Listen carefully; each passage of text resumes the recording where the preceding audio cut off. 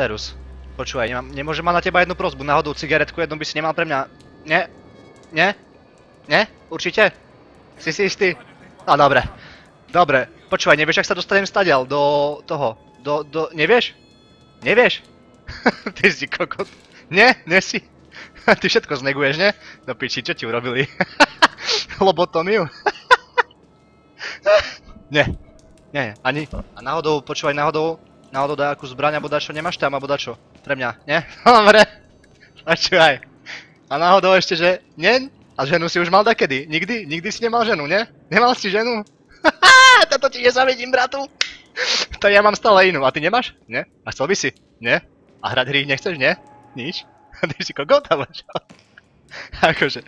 Počúvaj, náhodou. A nič, vážne? Ani. Nemám ťa stať ale vyslobodiť. Nechceš sa dostať vonku. Nechceš ísť vonku. Nechceš ísť vonku so mnou. A taký sympatický si chalan, pekne, v pohode, všetko, trošku by sme ťa pokremovali nejakým prípravkom Nivea Formen do piči, vyhľadili by sme ti vrásky, krásne zubky by sme ti umyli, by sme ti vyrovnali možno rovnátkami a bolo by to v pohode, si myslím. Ale ty nie? Ty nechceš? Nie? Mám ísť preč, nie? Mám tu zostať? Nie? A ty si kokot do piči, sa rozhodni. Posvietím sa na teba, nie? Nie? Dobre, tak prestanem, dobre. OK, počúvaj, high five. Tak, brofist, dobre. Brofist, alebo high five, to je jedno, čau, dobre, dovidenia, do počutia. Dobre, takže ideme ďalej.